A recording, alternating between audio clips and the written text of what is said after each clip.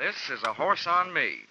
But I did find out that in a race for life and death, the police laboratory is where they make the photo finish.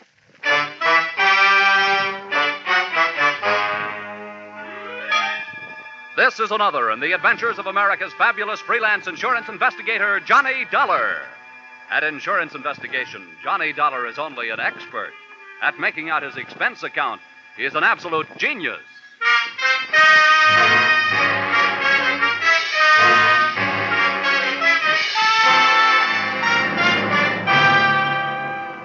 Expense account submitted by Special Investigator Johnny Dollar to Hartford Branch, Lloyd's Underwriters Association.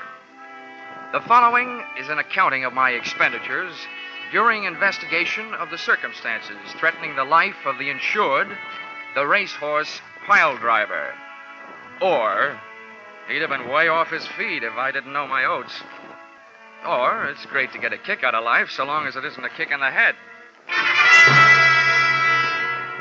Expense account item 1, 18 cents, one package of cigarettes. You may consider this a personal item, but that's where this case really started.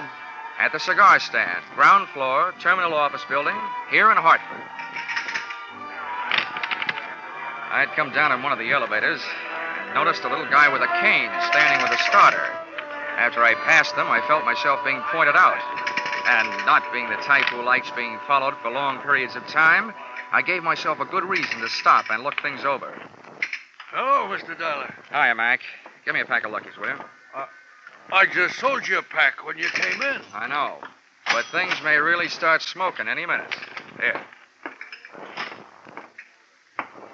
Good morning to you, sir. I've been led to believe that you were one Mr. John Dollar. Would that be a fact? Yeah. I'm Dollar. What can I do for you? Well, I am quite a famous fella myself. Perhaps you've heard of the fabulous jockey Earl Sand? Yeah, but... Well, next to him, I was among the best. May I introduce myself?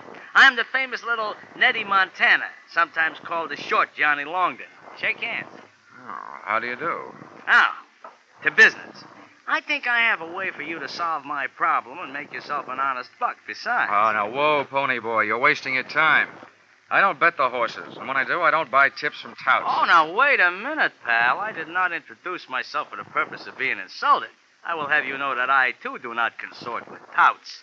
I will thank you to keep a civil tongue in your head. Oh, I can see this is going to be one of those days. What is your problem, mister? Well, it is a problem best not overheard by people in the lobbies of office buildings. But this much I can tell you. It is about a horse and $50,000 insurance. That is why I came to you. Well, I'd be richer if I'd known more about horses, and poorer if I'd known less about insurance. Maybe in this thing I can break even at least. Come on. I hope you are not too much of a purist to ride in a taxi. Little Nettie looked like he'd stopped growing physically at the age of 14. And every once in a while he talked like his mind had also called it quits at about the same time. The only thing slick about him was his hair. The only thing sharp, his clothes. Liars always talk too much, and little Nettie wouldn't say a word until we were inside my apartment. So even before he started his pitch, I half believed it.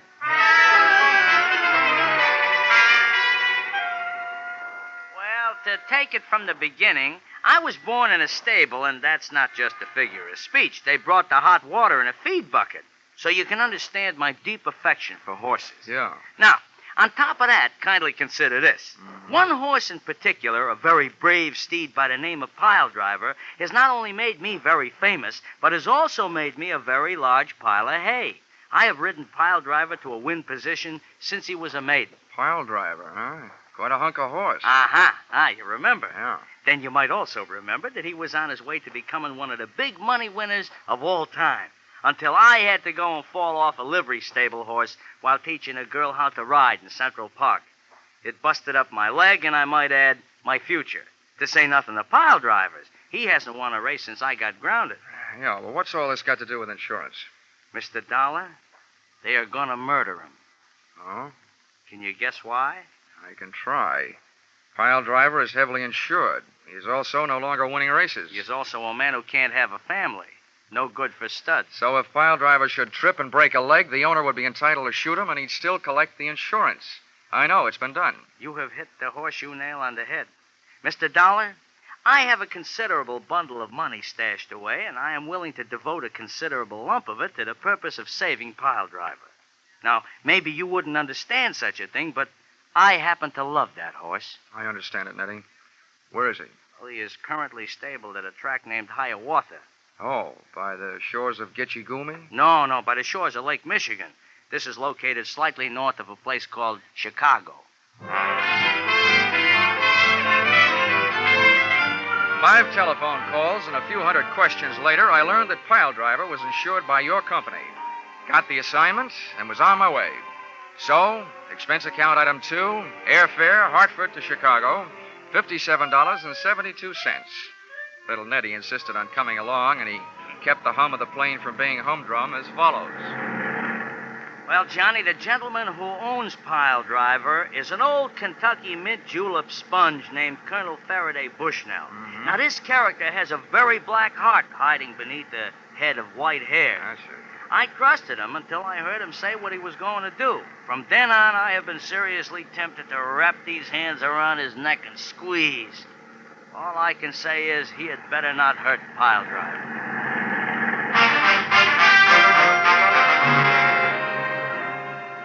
Expense account item 3, $16.40. Cab fare, Chicago Municipal Airport to Hiawatha Racetrack. Arrival time, 10 a.m. To me, a racetrack always smells good. Of horses, green grass, and excitement.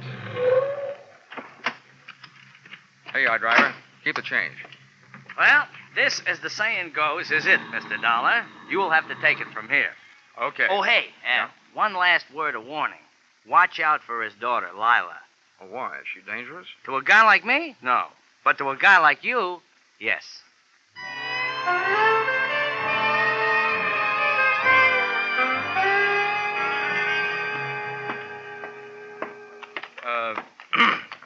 Pardon me, miss. Can you tell me where I'll find the boss around here, Colonel Bushnell? Oh. I was just going to chase you away. But you don't look like just another hay and grain merchant. What you selling? I'm not. I'm buying. Where's your daddy? How do you know the colonel is my daddy? Well, they told me he had a pretty daughter. Oh, well, thanks. Just who are you, mister? Well, as for the name, that's Johnny Dollar.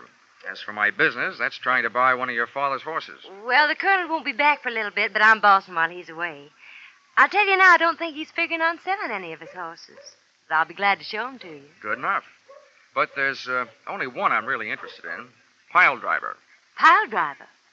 Why, no, Daddy wouldn't sell him. Why not? Why, he's practically one of the family. He put me through the last 2 years of college. Do you mind if I see him anyway? Why, no, not at all. Right over here. Okay. Here, baby. You have company, darling. Meet Mr. Dollar. Hello. That's quite a horse. No, he's just a perfect dear, aren't you, darling? Mr. Dollar, why do you want to buy Piledriver? Oh, he's a great horse. Got a great record. Have you been following him lately? Yeah. Oh, I know he hasn't been winning. That ought to make his price cheap and the odds long when he gets back running. I just happen to think I can make a winner out of him again. But his spirit's all gone. How do you think you're going to do that? Well, if I told you, his price might go right back up. Johnny, darling, I can't help it, darling. Hey, Kiss wait a me. minute. Let go. Wait a minute. Please, darling, please. Well, it was great fun. But what was it for? Johnny, you shouldn't have, right out here in the open. Huh? Oh, Leo. Yeah. What's going on? Now, wait, Leo, honey. This guy ain't your brother. He'll wish he was. Besides, that's no way to kiss brothers. You, get out of here. Look, Buster, if you aren't this girl's father, you'd better start doing some wishing. Oh, you think so, huh? This is the roughest game of post office I ever got mixed How up do you in. like that, please? Johnny! Johnny, what are you doing to him? Hammerheads like this hammer locks. Let him get tough now and I'll bust his arm. Gentlemen, what's going on here? You spectators there, run along now about your business. Leo, I must say I am surprised at you. Fighting in front of a lady. Oh, Daddy. Get him off of me. Here, young man, I demand that you dismount, Mr. Colby. Well, sooner or later, I guess I'll have to. Now, listen, Leo. Are you paying close attention? Yeah. After I let you up, if you make one move except away from here, I'll give you a pair of fat ears, okay? Oh, look at the suit. I'm going to have to start wearing knee pads. Come on, Leo, honey. Let's get away from here. I hope you're not blaming me for what happened. I don't know was who to just blame. standing here. Now, see here. I demand an explanation. So do I. I came here to get to the horse business, and I end up in the fight racket. Who is that guy? That gentleman, sir, is Leo Corbett, a brother horse owner. And I might do the favor of warning you that Mr. Corbett is a hard enough man in business dealings. But when it comes to my daughter, he's downright violent. Your daughter was downright impulsive. Maybe so. But Leo is hardly the type to stand by while some other fellow kisses his girl. And I saw that happen with my own eyes. Well, don't let it worry you, Colonel. I didn't come here to collect lipstick samples. Well, there's one thing I can be glad about in my encounter with Mr. Leo Corbett. What is that? That he isn't James J. Come on, Colonel. Let's talk business.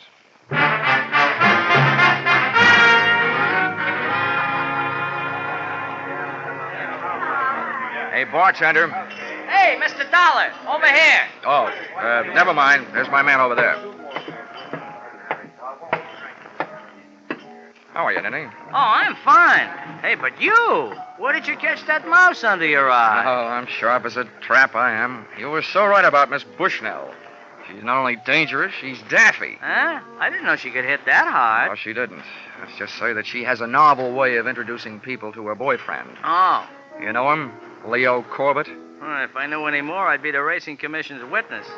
He owns a string of very fast horses who run very slow until the odds get right. Then he bets them up to the brisket, wins himself a potful. It's also rumored that he is stiff competition to the Perry Mutual machines. He books big bets among the owners. Well, they'll catch up to him sooner or later. They always do. Amen. But about that human glue factory, my friend, the horse-killing colonel. What's with him? Well, I offered him $60,000 for Piledriver. Huh? That's $10,000 more than he'd get if he knocked him off and collected the insurance. Yeah, where are you going to lay your mitts on 60 G's? I haven't got that kind of dough. We don't need that kind of dough, little Nettie. You see, I told Bushnell that I was sending to California for my private vet, and that he'd be here in 3 days. And that once he pronounced the horse sound, I'd give him the money. Yeah, but that only means that Piledriver is safe for another 3 days. And then what? And those 3 days is up to me to prove intent. And if it's there, I'll prove it. And have the policy canceled. Once that's done, he'll probably be willing to peddle the horse for $10,000. That I can handle.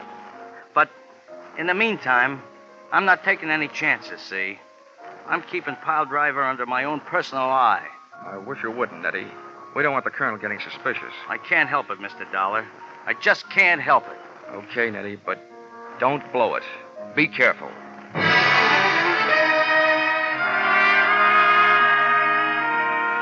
Like all racetracks, Hiawatha was surrounded by motor courts and bungalows with rooms for rent. So, expense account item 4, $3. Room rent. I set the tin alarm clock for 8 and my ear for any time and went most of the way to sleep.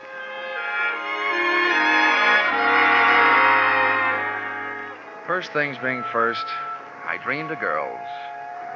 Then I dreamed of fire engines.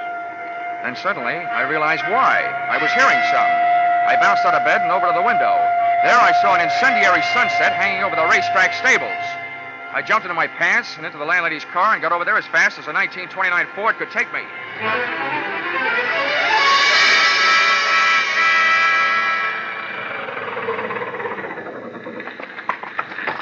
Hey, you.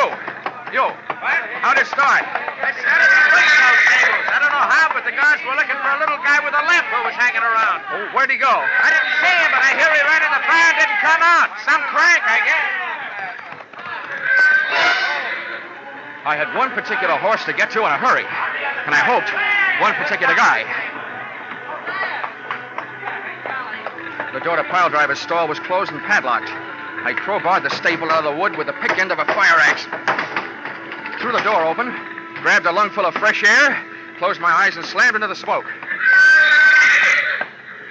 I could have been smoked to death, burned to death, or stamped to death, but I had to take the chance. Steady, yo. Whoa, Piledriver. Now, take it easy. Easy, boy. I whacked him on the rump with the axe handle, then dropped it. I slipped to my knees, started groping across the straw-covered floor. I knew that if there was any air in there, that's where it would be. And if there was an ex-jockey in there, that's where he would be. And that's where he was. In the first corner I tried. I crawfished backwards toward the door, dragging him, inch by inch, out into the clean, cold shower of fresh night air.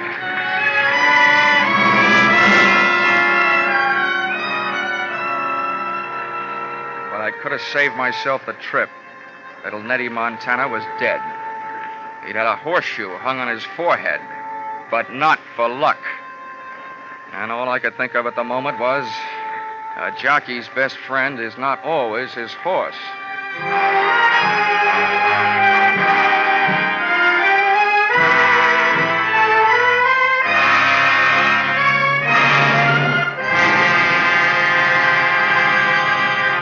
In just a moment, we will return to the second act of Johnny Dollar. But first, may we take just a moment from tonight's Johnny Dollar story to remind you that 3 more fine adventure shows come your way each Saturday night on most of these same CBS stations.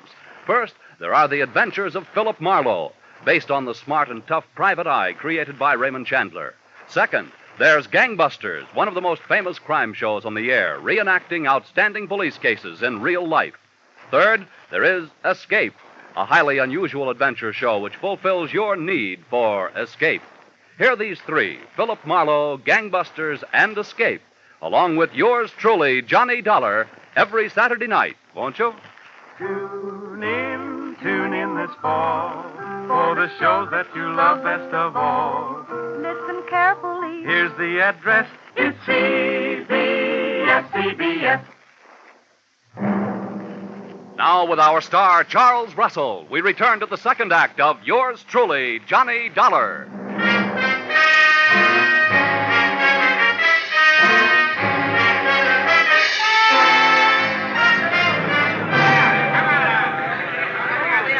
Tough luck. Nice try, little Nettie. Mr. Dollar, this is horrible. Why, it's little Nettie. It sure is. What's left of little Nettie? You don't... Yeah, I mean, he's dead. You know, when I was a kid, I knew about a story with a horse and a woman in it. Helen of Troy. I should have remembered that before I tangled with you. Why don't you get lost? Why, whatever's the matter with you? Look, Miss Bushnell, 2 minutes after I met you, you bagged me into a fist fight with your boyfriend with a phony kiss. I don't know how much you had to do with putting little Nettie where he is, but I intend to find out. Why, you're insane. Any fool, even you, Mr. Dollar, can plainly see that this boy's been kicked in the head by a horse. Lila, child, what are you doing here? Why, I saw the... Why? Who's that on the ground? Why? It's little Nettie. Don't tell me he's dead. What would you be if you got kicked in the head by a horse, Colonel? Why, the poor boy. I held this lad in deep affection until just a few months back. He was my best jockey. What on earth was he doing around here at this time of night? From all I can see, little Nettie swapped his life for Piledriver's.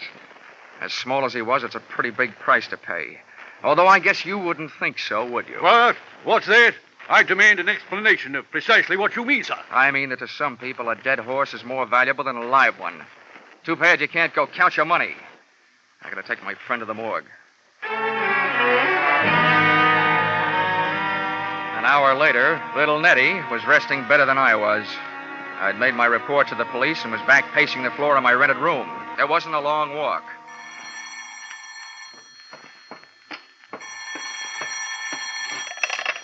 Yeah? This is Lila Bushnell. I gotta see you right away. Why don't you start another fire? That'll draw me. I didn't have anything to do with that fire, but I must talk to you right away. Where can I meet you? Have you got a car? Yes, I'll come any place. Pick me up here in 20 minutes. Come alone, and we'll take a little drive to the country. I want it to be just the 3 of us. You and me and the dewdrops.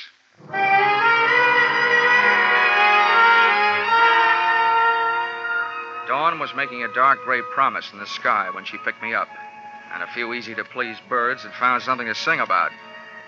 During the first 5 miles, Lila denied everything except that she was a woman, and there was no hiding that.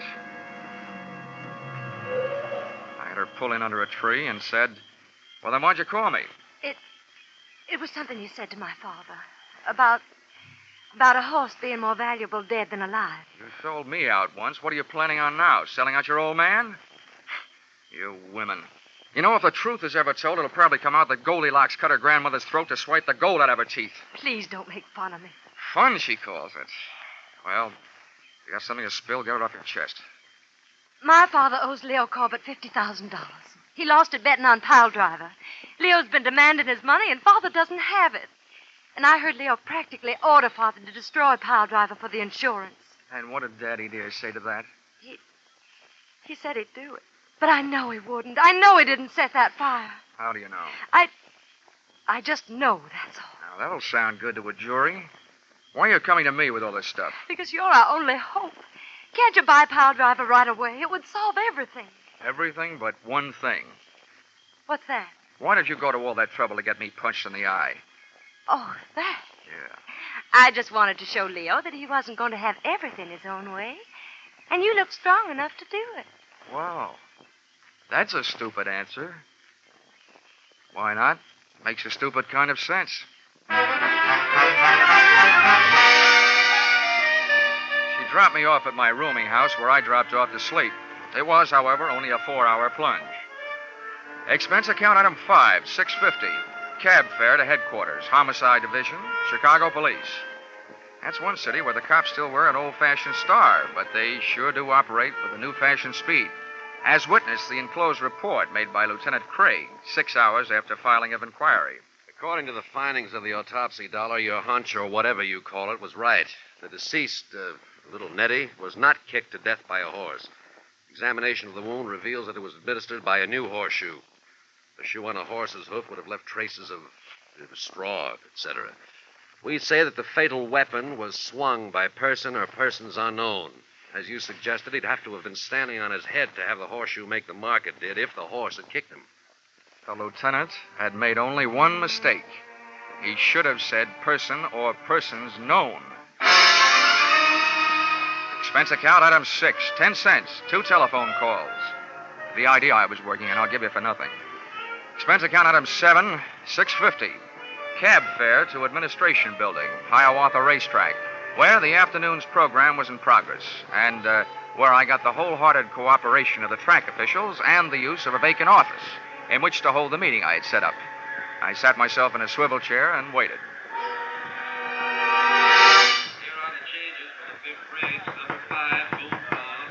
Come in.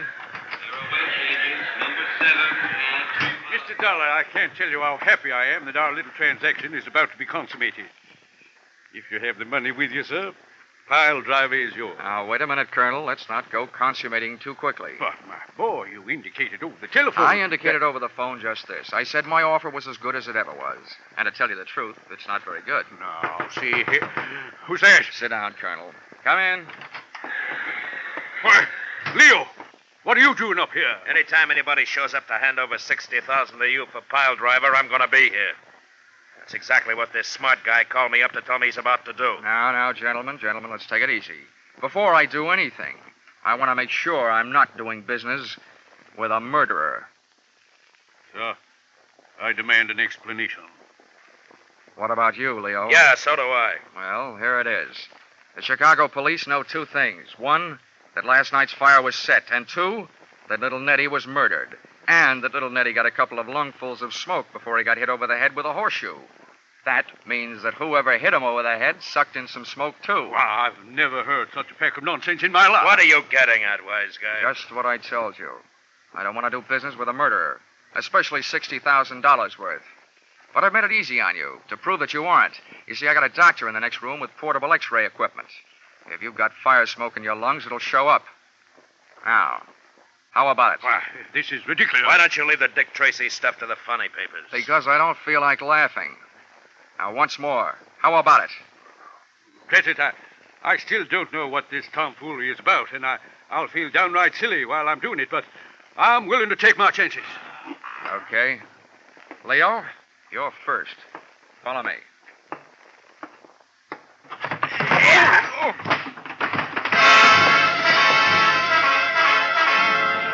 Turning your back on a murderer is no way to stay healthy, but very often it's a good way to get him to make his move. This one did, right out the door, knocking me down en route, and the chase was on. Out of the building and out toward the grandstand and the racing circle. And there they go. On the inside, Dreamy Boy by an inch. It's Brockbuster by a length, and it's Willie Girl by a head. And at the quarter, it's Dreamy Boy. It may have been Dreamy Boy at the quarter, and on the track, well, it was my quarry by 50 lengths as he headed up an aisle into the grandstand.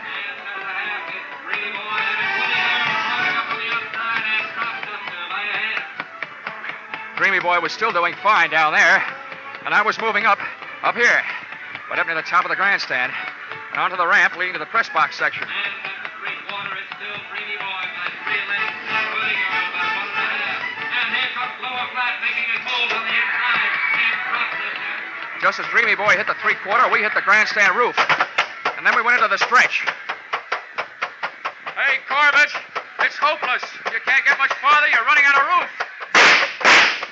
I slid behind a ventilator and showed myself to draw his shots. He was lousy. If he hadn't been, I'd be dictating this with an air-conditioned elbow. Okay, Corbett, you've had it. I've been counting your shots.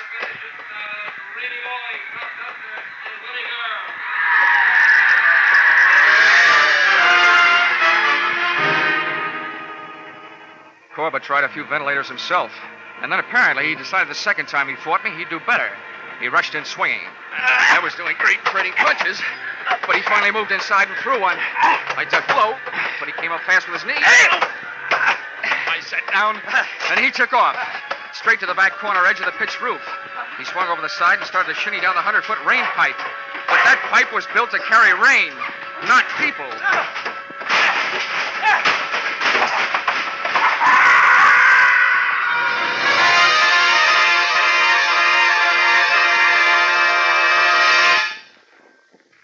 At the finish line of one tiny segment of the human race, it was gambler, arsonist, murderer, Leo Corbett, by a head.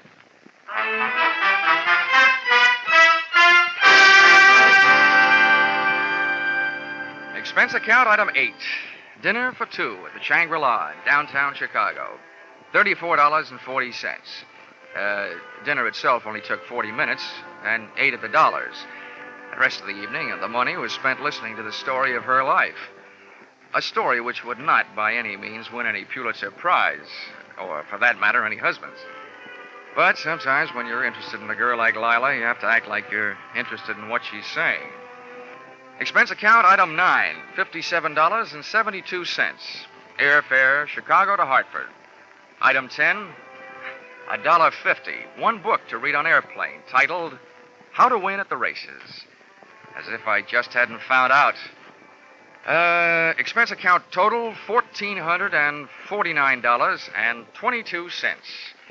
I guess you could call that horse sense. Signed, yours, truly, Johnny Dollar.